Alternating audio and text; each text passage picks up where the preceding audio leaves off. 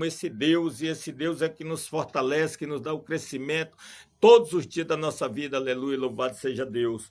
E quero aqui falar um pouco, vou contar um testemunho para você de entendimento, o que Deus tem para você e o que Ele quer para você.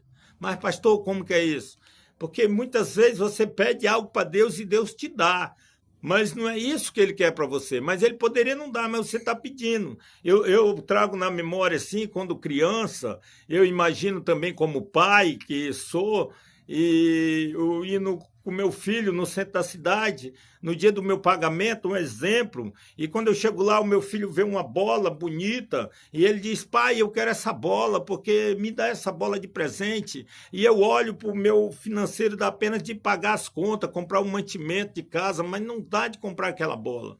E eu vou e falo para o meu filho, papai vai dar a bola, mas não nesse mês, no outro mês, você aguarda para o outro pagamento? E a criança diz, sim, pai, eu aguardo. Mas aí nós voltamos para casa e diariamente, quando a criança me vê, ele diz, pai, nós vamos comprar a bola, né, pai? No outro pagamento, no final do mês, o senhor vai me dar aquela bola, pai. E aí, todos os dias, ele vai lá e vem a mesma conversa, a mesma história. E aí, quando chega lá no pagamento que eu vou para o centro da cidade, o menino já vai, pai, agora nós vamos buscar minha bola. Hoje o senhor vai comprar minha bola. E quando chega lá, eu olho o meu pagamento, eu tenho muita coisa para pagar, não vai sobrar quase nada, mas o pouco que sobrar, eu pego a bola, eu compro a bola e entrego para a criança. Por quê? Porque ele passou o mês todinho me pedindo essa bola. E o que eu quero dizer para ti, você pediu algo para Deus, continua pedindo, continua dizendo, Senhor, eu estou esperando, papai, estou aqui, Senhor, tu vai me presentear, Senhor, tu vai entregar aquela benção para mim, todos os dias de madrugada, vai lá e bate na porta de novo, vai lá, meio-dia, bate na porta de novo, vai lá à tarde, bate na porta, quando estiver na igreja, bate na porta, pede, pede, pede, pede, que a hora ele vai te entregar, quando chegar lá, ele vai te entregar a tua benção. Agora você pede e dá por esquecido, não é dessa forma. E um dia Deus me prometeu um carro, eu pedi um carro para o Senhor, tinha ficado perdido meu patrimônio todo, eu fiquei nas condições muito, financeiramente muito fraca, e eu comecei a pedir ao Senhor um carro, e Deus abriu as portas de uma negociação de umas terras na época, e eu falei para o Senhor, eu quero uma caminhonete, era uma caminhonete, Deus me mostrava assim uma caminhonete Amarok, a cor da caminhonete era prata, e eu fiquei feliz com aquilo, e eu falei para uns amigos meus, eu digo, olha, eu tenho isso, eu não falo para todo mundo, mas eu sempre tenho um grupo de amigos, quando eu tenho uma revelação, quando Deus fala comigo uma coisa, eu comento, porque quando acontece, aí diz, realmente Deus tinha te avisado, Deus tinha falado contigo, porque depois que acontece, aí eu vi, aí fica mais sem aquela confiança, aquela garantia. E eu falei, Deus me prometeu uma caminhonete Amarok, e eu vou ganhar ela. E na negociação da terra me sobrava de lucro essa caminhonete naquela época, aí, há 10 anos, 9 anos atrás, avaliada em R$ 80.000, um carro de excelência. E quando eu fui olhar o carro, para receber aquele carro, Deus falou comigo, filho, eu vou te dar o carro, eu te prometi, você me pediu. Mas Satanás está ali esperando você pegar esse carro, observando para te destruir dentro desse carro. E aquilo assim me chamou a atenção e eu, Senhor, então me faz entender, esse carro é para mim. Ele disse, é seu. Só que Satanás vai usar ele para te destruir. E eu digo, então eu não quero, Senhor. E eu não quis aquele carro. Eu não aceitei aquele carro.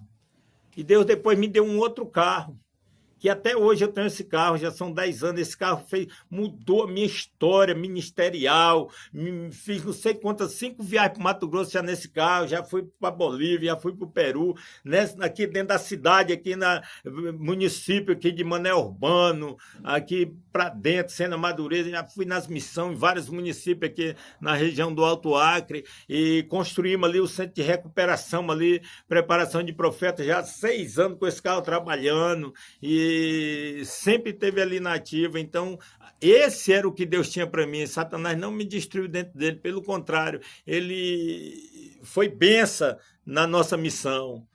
Então é isso que você precisa entender. Quando Deus te prometeu alguma coisa, você tem que dizer, Senhor, é isso aqui que o Senhor vai me dar, é bênção na minha vida? Porque às vezes tanto pedir, ele vai lhe dar, mas às vezes que ele não vai ser bênção, você não está preparado para receber. Então naquele momento eu não estava preparado para receber aquela caminhonete.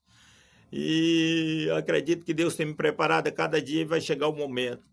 E então, querido amado irmão, nós temos facilidade de pedir e Deus nos abençoar, mas quando aparece a bênção, nós não procuramos saber se é aquilo que Deus tem para nós. Nós já pegamos e já vamos anunciar que Deus deu. Às vezes é algo parecido que Deus permite que venha, ou que o próprio inimigo vem e bota ali para setar. E nós pegamos e trazemos aquilo que não é bênção para a nossa vida. Então, meu irmão, precisamos vigiar. Outra vez, eu recebi uma mensagem que eu ia para São Paulo, uma viagem para São Paulo, Deus ia me dar. Eu não conhecia São Paulo, tinha um sonho de conhecer. E me deram uma passagem de ônibus, uma vaga no ônibus que ia para uma excursão lá no Brás, pela Justiça, e eu recebi a honra de participar nesse ônibus, mas eu não fui. Eu quero que você entenda. E eu comentei com meus amigos que eu tinha recebido uma promessa de Deus que ia conhecer São Paulo. E, de repente, recebi ali uma proposta e uma cadeira naquele ônibus para ir para São Paulo, lá para o Brás. Mas aí o que aconteceu? Quando eu orei, falei para vários amigos meus, pastores, eles diziam, oh, glória a Deus, aleluia, é benção. Mas um dia falei para um amigo, logo próximo Jair, e ele disse, pastor, não entre nesse ônibus. Porque esse ônibus, pastor, eu já fiz uma viagem nesse ônibus, vai muito povo desviado, mulheres solteiras, e muita gente assim que não teme a Deus, e bebendo, e é muita coisa, e é terrível para um crente andar nesse ônibus. E eu fui lá e eu falei, digo, eu não vou nesse ônibus. Eu agradeci a oportunidade, mas eu não fui. E eu estou na Transacriana, e nós estamos fazendo um evangelismo, e um jovem veio até mim e disse, ei, eu, Deus Todo-Poderoso, mando te dizer, eu tenho uma viagem preparada para São Paulo, para você, meu filho. E eu pensei comigo naquele momento, o jovem, essa promessa Deus me fez, mas ele não sabe que a viagem já foi preparada, recebi uma oportunidade para ir, mas eu rejeitei. Aí ele voltou onde eu estava e disse assim, ei, para tu saber que é o Deus Todo-Poderoso que estou falando, a viagem é para São Paulo. E aquilo me deixou impactado. Quando eu cheguei na minha casa, tinha um bilhete debaixo da minha porta, mandando eu vir para Rio Branco e trazer minhas malas.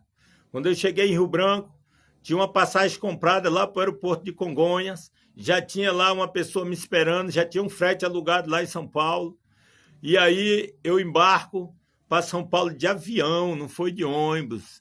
Eu desci lá no aeroporto de Congonhas e fui direto para o bairro do Moema. E fui para um frete no 17º andar de um prédio onde estava tudo pronto lá me esperando. E eu passei 30 dias em São Paulo pregando a palavra de Deus por onde passava, principalmente dentro dos hospitais.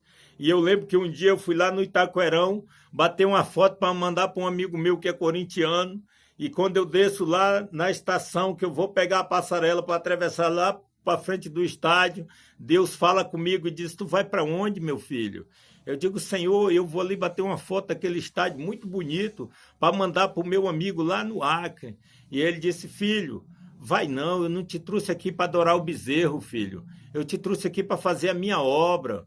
E eu voltei do meio daquela passarela, peguei o metrô de volta e segui a minha caminhada fazendo a obra do Senhor. Passei alguns dias dentro do Hospital Beneficência Portuguesa, ali uma cidade, ali naquele lugar com tanta gente tão grande, pregando o Evangelho do Senhor. Lá no Hospital Santo Antônio na Penha, Deus fez milagre naquele lugar, através do que nós fizemos ali. E conheci muitos outros lugares, tive nas grandes igrejas naqueles lugares, e dali Deus me aprovou.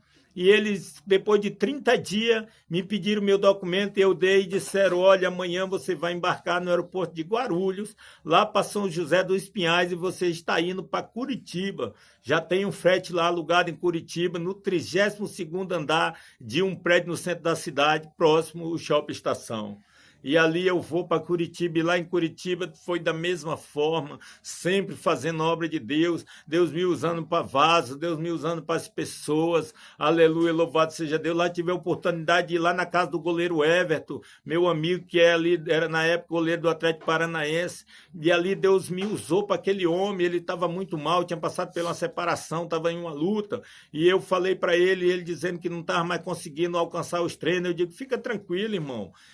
Muitos atletas lá no Acre tiveram a oportunidade e o talento que Deus deu, e quando chegou na cidade grande, eles se perderam, eles se entregaram para a prostituição, para as falsas amizades, para as farras, e voltaram para o Acre. Teve alguns que voltaram ainda com bastante dinheiro, mas eles poderiam ter levado muito mais.